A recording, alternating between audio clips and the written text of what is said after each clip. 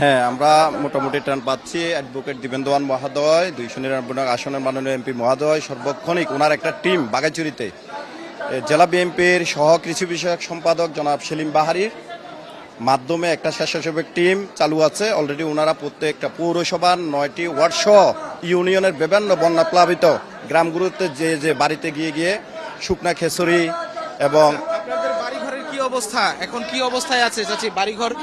বাড়িঘরে এখনো অনেক কাদা, পানি গেছে কিন্তু অনেক কাদা। হ্যাঁ, যেতে পারতেছেন বাড়িতে, যেতে পারতেছেন? হ্যাঁ, বাড়িতে যাচ্ছি। বাড়িতে না গেলে তো এগুলি পরিষ্কার না করলে তো থাকা যাবে না, অনেক পানি। আর রাস্তাঘাট সব ভেঙে গেছে।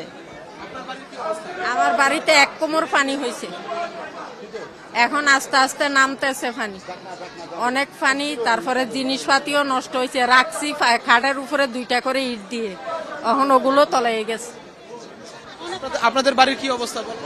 আমাদের বাড়ির সবাই ডুবে গেছে, ওইখানে পূর্ব লাইলে কোনো আর রোড ঘাট একদম ভয়াবহ, রোড ঘাট ভেঙে গেছে, নদীর পাড়ও ভেঙে গেছে। আমরা মানে নদীর পাড়ে আছি, ঘরেতে 1-2-3 ফুট মতো পানি উঠছে, সবাই ঘরে পানি বন্দি এখনো, রুট অত্যন্ত মানে।